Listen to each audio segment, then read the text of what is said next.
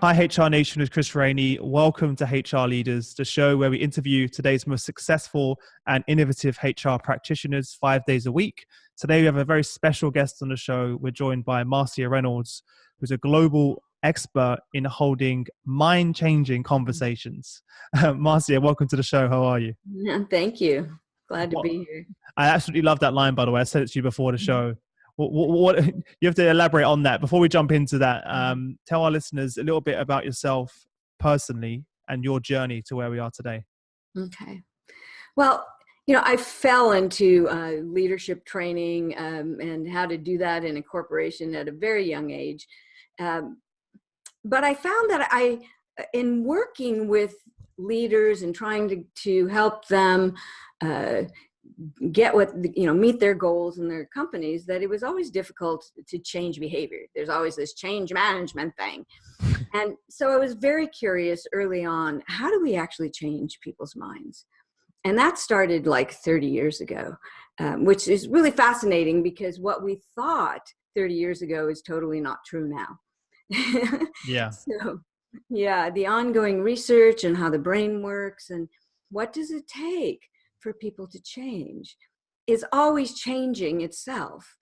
And so I worked for companies for 16 years, running training departments and organizational development. And, the last company, we totally changed the structure of the company and the product and the market. And so I was in charge of the organizational development, and we were the top revenue producer producing an IPO in the US. But, interesting enough, the year before that, I worked for a company that was the world leader in its product. And within 5 years, because they couldn't adapt to the new technologies, they went bankrupt. So I came from understanding what doesn't work and then was able to look at what does work. And that was enlightening to me. At that point is when I found coaching. And I realized the strongest work I did was working with the leaders one-on-one. So they knew how to motivate and shift their people on their own without me doing it or sending them to training, which often didn't work. So I found coaching, emotional intelligence, combined the two, and have found really the best technology for creating long-term behavioral change. And that's what I love about it. And so I'm seen as a coaching expert around the world, do a lot of training in companies to teach leaders this technique, as well as coach leaders and speak at conferences on the power of coaching. Tell our listeners, you also have a number of books out as well. You have another one coming up. What's the inspiration behind the new book? That's funny because after each book, I always say, okay, I'm done. It's the last one. I'm saying that because I hear that all the time from your peers. Right. Well, the last book, Discomfort Zone, was started as a coaching book. But it was my publisher said, well, write it for leaders. The coaches will buy it anyway. And the leaders need it.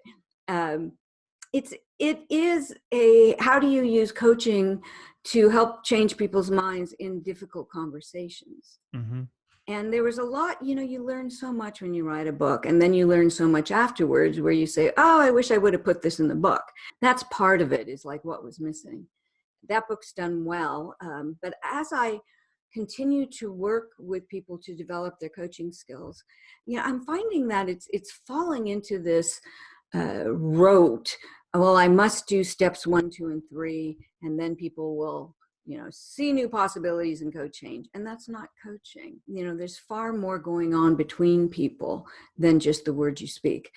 And we've gotten into this crazy belief that coaching is about asking good questions when there's far more to coaching than that. Sometimes just summarizing and paraphrasing what my clients say so they can hear themselves think, is even far more enlightening than the question. I had to write another book.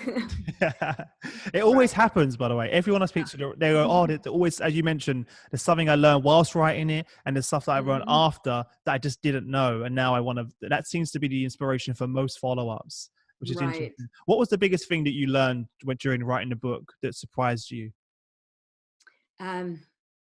in terms of the writing process, or? Yeah, because normally I find that when people are writing books, there's some discoveries that they find, or perhaps when they're interviewing Ah, some people that they go, oh, okay, that's something, perhaps yeah. a perspective I didn't see before, or a new way of thinking. You know, when I was doing my doctoral program, then I had to do research, and I had places to easily do that. When I went out on my own, it's a little harder to access it, but the book forces me to do that, to really get out there and, what's new, what's happening, how can I share this in easy to understand terms with my readers. So I kind of a translator of the research to practicality. I enjoy that part of it, as well as it expands my knowledge of, what it is. Because I said to you, I teach for a coaching school out of Virginia Tech, but I'm also on faculty in Russia and China, and, guest speakers at many coaching schools. And so I have to have new stuff. You have to just disrupt yourself almost. Exactly. It's like, oh, what can I say? The idea that I might be saying the same thing year after year is crazy. Yeah, it's a very interesting point, because as you're writing your content, you're also further embedding it in your own mind. I found when I first started doing training as a sales director, and I had to start training all the other sales staff, I became such a better salesperson, because every day I was training other people how to sell. So I was getting better and better at doing these same things. All I was talking about was those same processes. And I was starting to discover things in myself that I didn't even know before, flaws, things that I needed to improve by teaching others, which was a real moment. And I'm actually getting more out of this myself as a coach, as a trainer. Chris, I have to demonstrate coaching as a part of my training, so I better be good at it. That's true. Well, on that point then, you were talking about using coaching skills to turn difficult conversations into positive results. How do we do that? I think everyone wants to answer to that question. The thing that most leaders fall into, and they use the myth of convenience. They say, I don't have time to have a conversation with people. I just need to tell them what to do and they should go do it. Well, that's a nice thought, but it doesn't work when there's resistance, when people feel stuck. Unless they're craving, please tell me what to do. It just doesn't work. And plus, you're using the part of the brain. When you tell people what to do, it's, you're just using their cognitive brain. You're not really going and changing anything. And so they hear you, they either do it or they don't, but it's likely they'll forget, because these days attention spans are and only getting smaller. Smaller and smaller. And then at night when we go to sleep, the brain, sorts through what's important to keep and throws the rest of it out. So telling people what to do is really a big waste of time. And especially if there's any resistance or just walls that you run into. You can scare them into learning, but then it becomes unadaptable learning and they can't change. So the best thing is to work in the middle brain, which is the creative brain, where we get people thinking and thinking for themselves, which makes it a long-term change. Even if I were to simply turn around to somebody, if they came to me with a problem and say, wow, here's what I hear you're facing, and I can't wait to see how you're going to solve this. It almost forces them to go out and do that. But in coaching, I'm a thinking partner. So the leaders I work with are smart. They're capable people, and they're often so busy they just can't see. When they say you have to see outside of the box, but they can't even see the box. And you have to see the box before you can see outside of it. What I'm doing is just helping them see where, their beliefs and their assumptions are maybe what's blocking them to see beyond that. And oftentimes it's their fears, and that's something they don't want to acknowledge. Daniel Kahneman wrote the book, Thinking Fast and Slow, and just identifies our ability to self-reflect is minimal. We need an outside source to stop us and say, so here's the decision you made. What was the criteria? Have you really thought it through? What else is possible? And getting people to think. And, we hit our own walls when we self-reflect, and then we justify our behavior. Yeah, it's easier to do that, isn't it, than face it? Yeah, right. And so to get beyond the justification, we need an external source just to help us stop and think, what am I thinking? What am I believing? Isn't that crazy? Obviously, no matter what country I'm in, the most common uncomfortable conversation is having to fire somebody or even tell them they're doing something wrong. And it's just the beliefs around what it is I'm doing to this person. That's crazy, when really all that's hiding is I'm afraid of being judged. Interesting. Yeah, because you're thinking everyone is probably justifying, oh, I don't want to make them feel bad, but in reality you're actually thinking about yourself. You're thinking about yourself. Yeah. I don't want them to feel bad. And if I admit that they're a problem, then I'm having to admit I'm a bad leader, which of course, again, is not true. But those are the beliefs that must come to the table and look at them so you can say, oh, well, maybe that's just not true.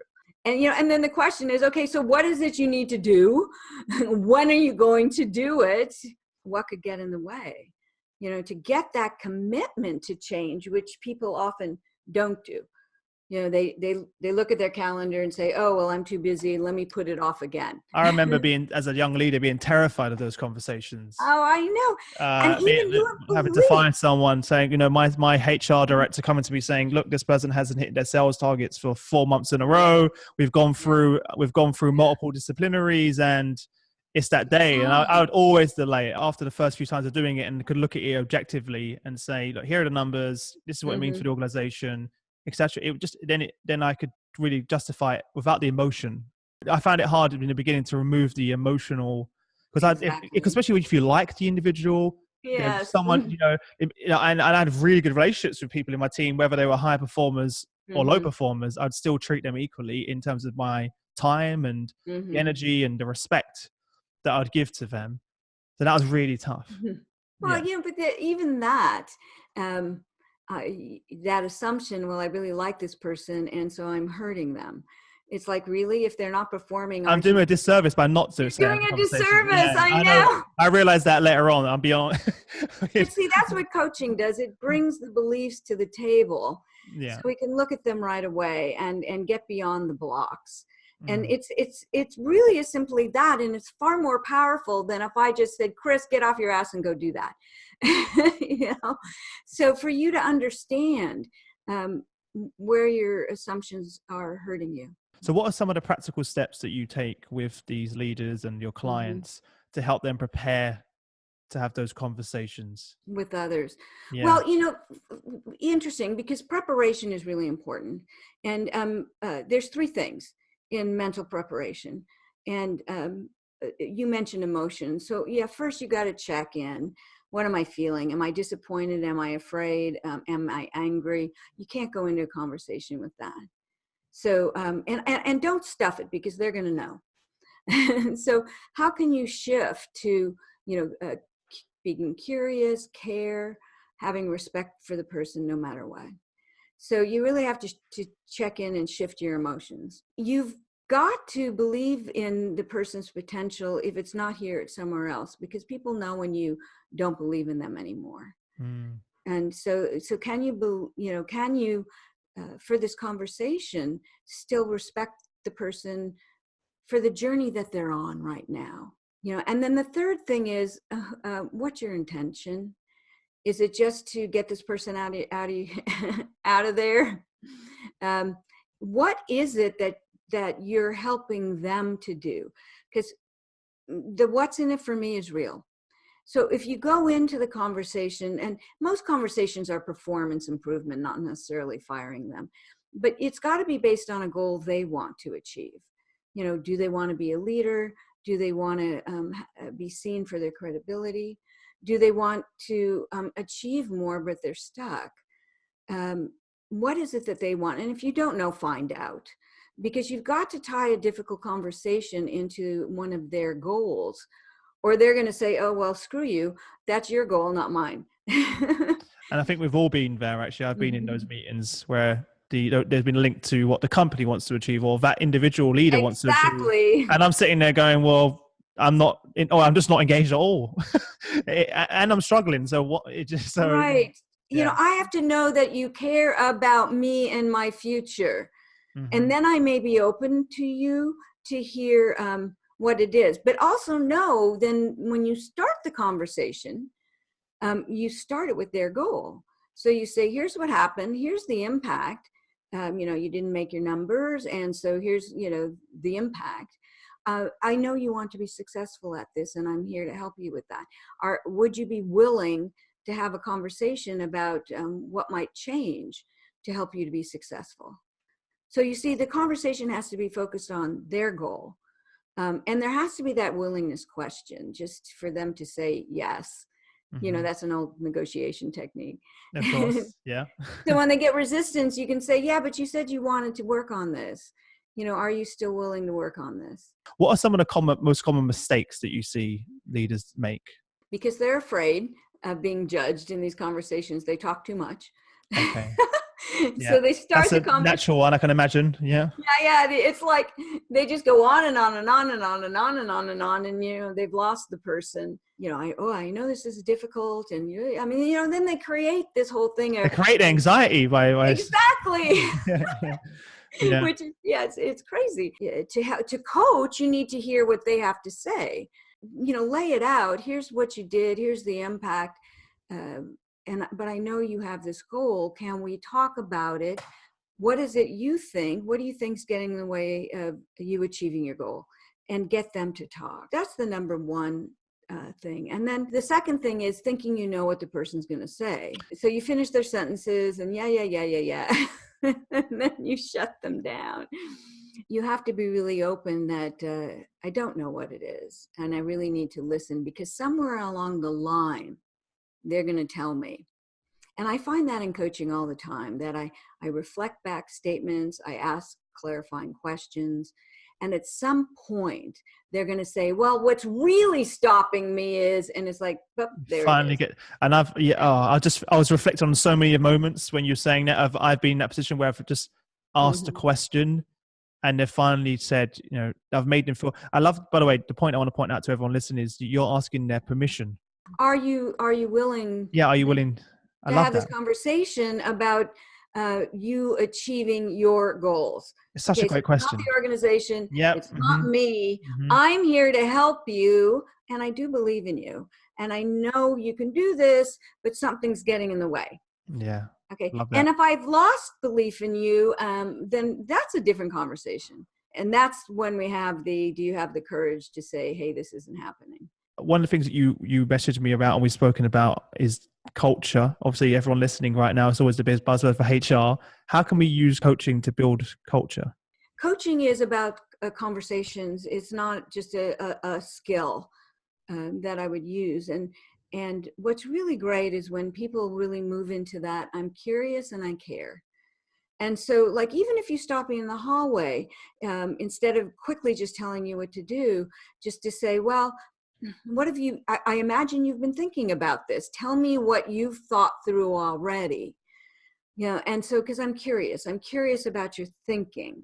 You can do that even while you're walking down the hallway. And so what we're doing is we're changing the conversations in the company, which gets people to think more broadly for themselves, which these days none of us have time to constantly be telling people what to do and getting them dependent on us. I want them to think for themselves. Yeah. So it does two things. It makes the culture more agile. It makes people more self-starters. And they believe you as a leader that you do really care about them. That totally shifts the culture. So I love it when there's a commitment. And I have a whole program on how do you create a coaching culture, because you have to start small and then expand it with wins and the whole thing. But it's great when a company commits to that. Yeah, I made a massive mistake again as a young leader. I think I was sort of 19 when I first was managing a team, and everyone was older than me, and I had no training. And one of the mistakes that I made, which links to what you just said, is I'd always try and solve every problem and challenge myself. Right. And when I think I can't remember what book I read, and the question was just in there: ask your team, what do you think? What would you do? Or someone would come to me with a challenge, and I would immediately try and solve it. I would just talk straight back at them, rather than just stepping back for a second, saying, "What do you think?" 90% of the time, they had the answer. Of course they do. That's why we coach them. Yeah, It's not that they don't know, but they're afraid to do it. yeah.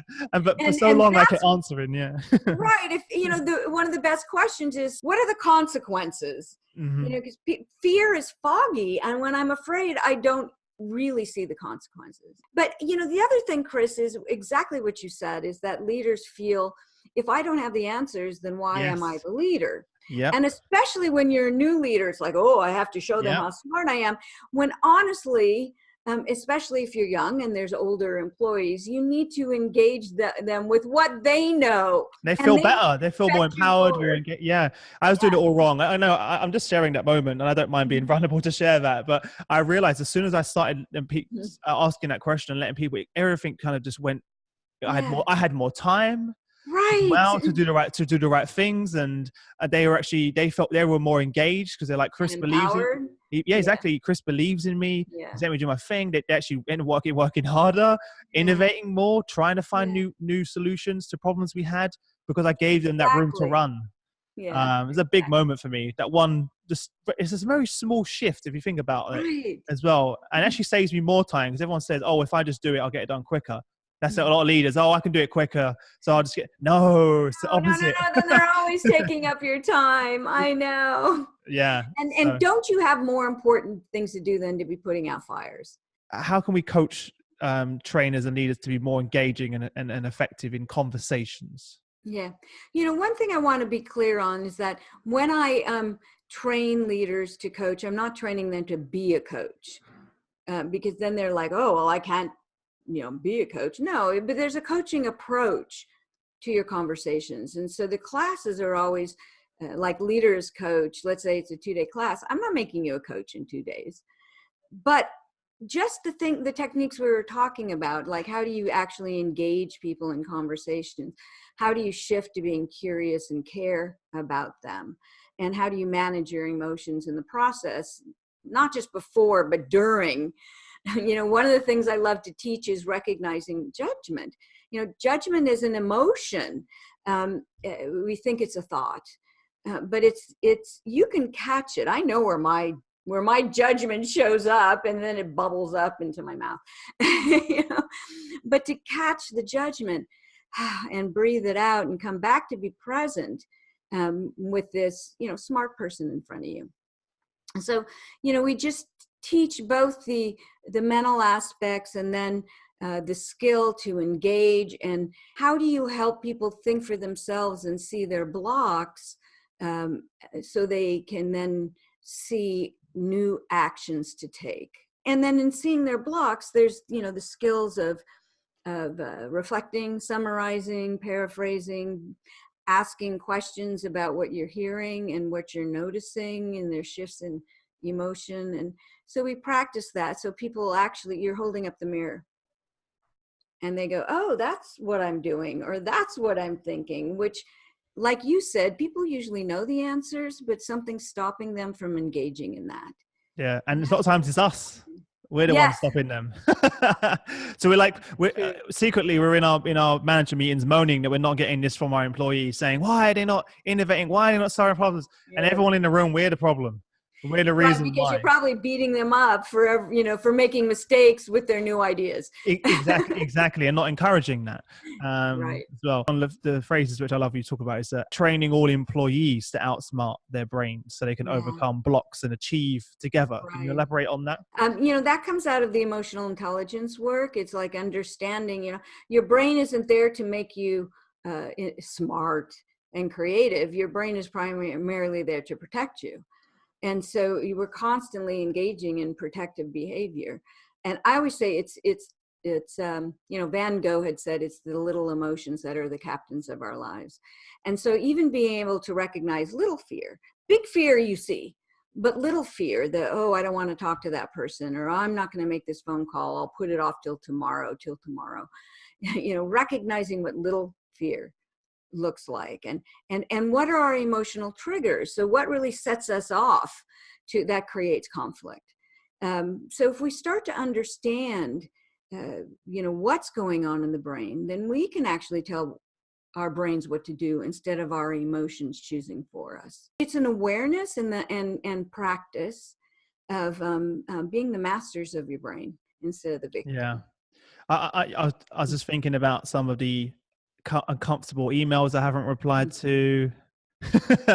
Some of the Exactly. there's a few emails sitting in the inbox that I'm like, oh, And I just don't want to talk to them. I just Just don't want to put, reply to that thing, or or yeah. get that thing done. And now I am becoming more and more self-aware of that. And now Of your what I do, rationalizations, yeah, right? exactly. And I But normally try and get, quickly. yeah, exactly. I do. They're the things I deal with first. Well, Uh, and I ask myself constantly when I make a decision, I'll say, okay, was this a good reason or was it a rationalization? oh, interesting. You're questioning yourself to that extent. Question myself. That's great. No, but it's just very empowering when you can look at, Hmm. kind of step outside yourself, if that makes sense, Right. and ask yourself those Yeah, questions. yeah. It's like, you observe your brain. We human beings have that amazing capacity of being able to observe behavior and adjust at the same time that we're being present. And the skill is not to go off into your head and go, oh, well, what's really going on here? Yeah, you know, I'm but still present in the conversation. Yeah. right. And that's why I say to understand emotions show up in your body. So if I know I just had a judgment, one of the things I love about, I teach twice a year in China, is that because our value systems are different, they're constantly triggering my judgment.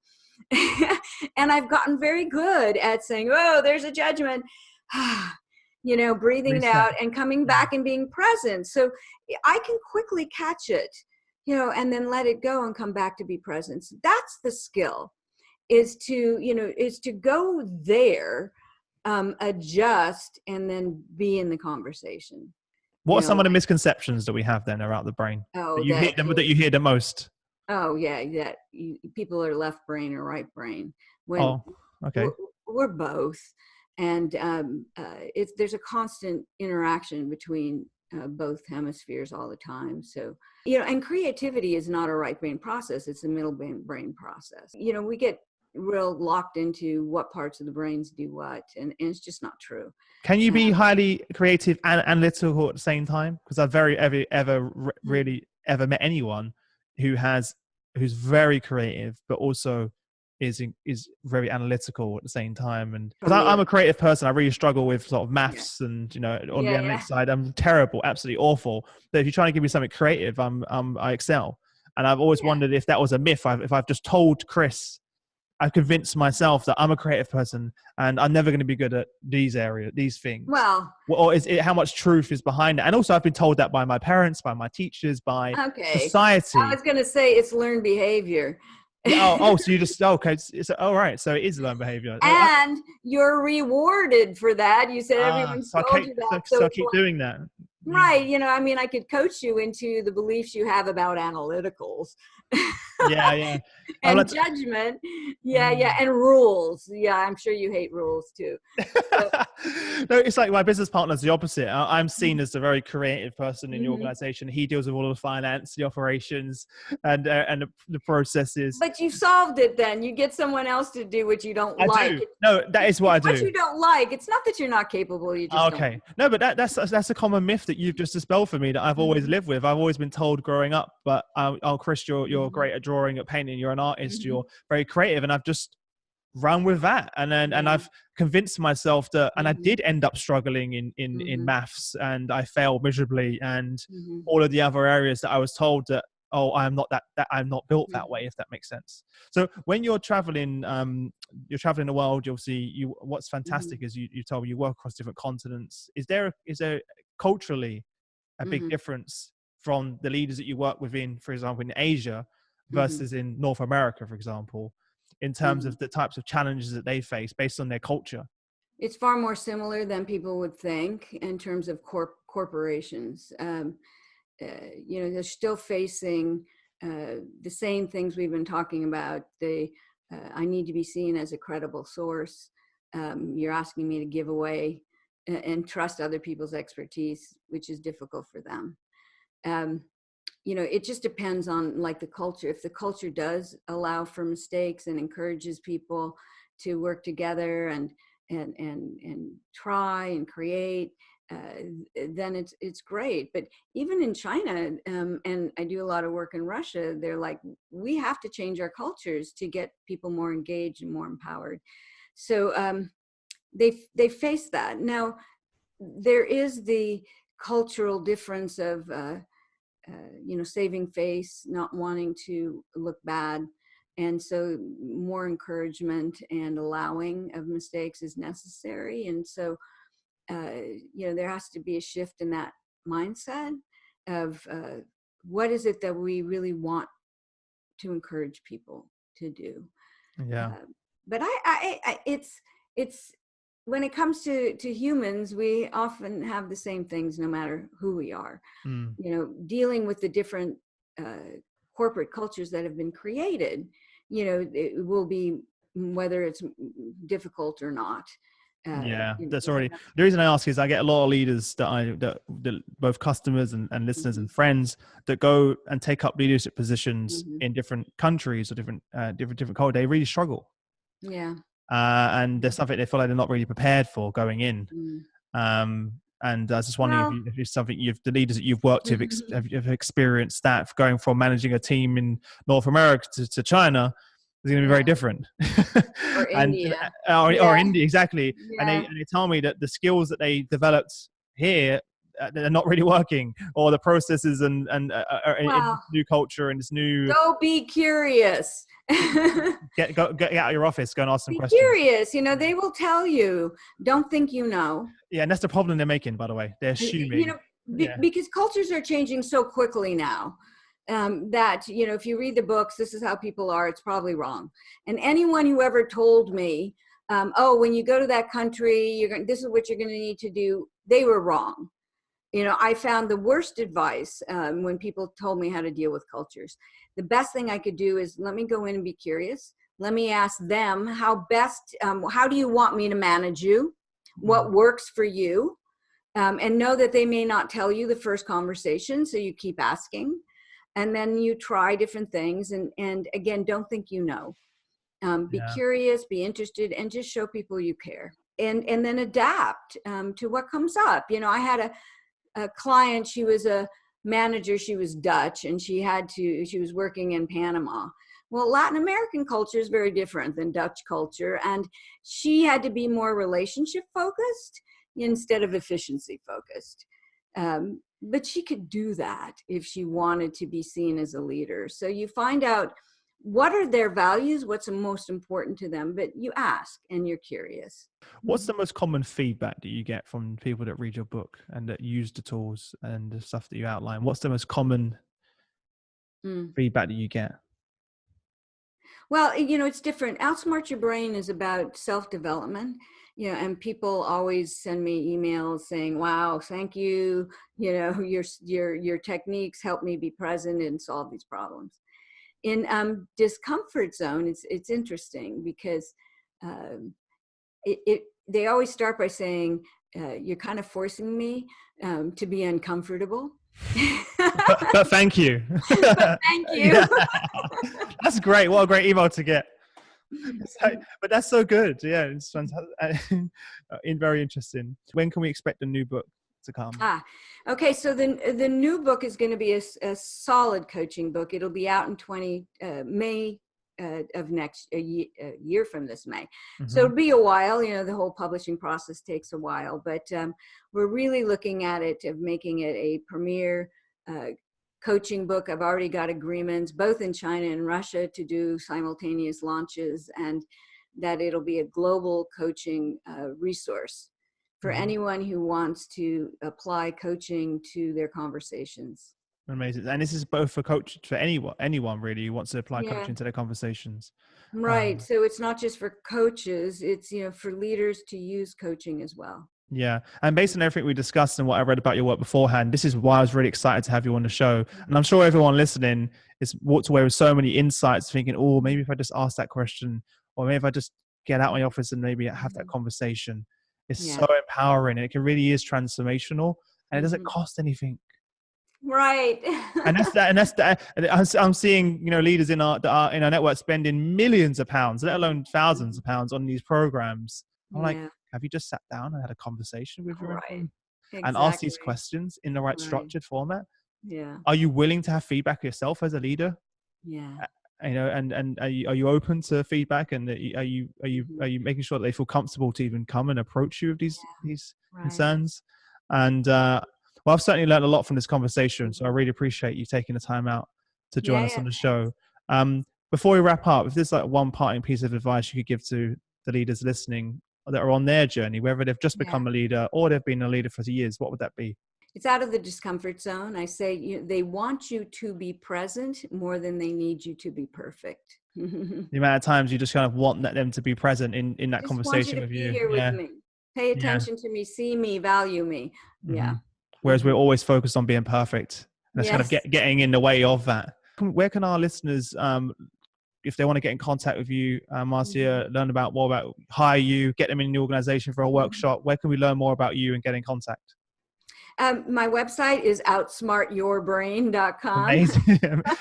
Easy, rememberable. Yeah. Right, right. Yeah, you can contact me through there, or it's Marcia at outsmartyourbrain.com. I'm always on email like everyone else. Happy to talk to you. And note that Marcia is Marcia. As always, if you head over to hrleaders.com, guys, it will be linked to the description. So your Great, email, website, everything will be linked there great. as well. And are you active on LinkedIn yourself in terms of messaging? Absolutely, Yeah. So absolutely. LinkedIn Yeah. messages. So you might get a lot of those. So don't blame me as well. But apart from that, I'm really excited about reading both of your books and the new one. So I've got a lot of reading to do now, a lot of catching up to do.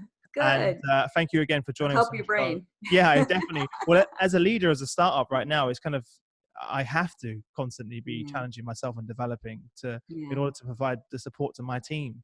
And Right. if I'm not doing that myself, if I'm not helping Yeah. myself and developing myself, how can Right. I expect to do that with my own team? So Absolutely. it's something that I try and focus on. If I'm not healthy in both in mind and body, how can I expect to be able to deliver that Yes. for my employees? So something I'm constantly trying to take care of as well. Well, look, thank you again for taking the time to join us, Yeah. and Thank you, I'm Chris. excited for you, and I look forward to speaking to you again soon. Okay, great. Thank you.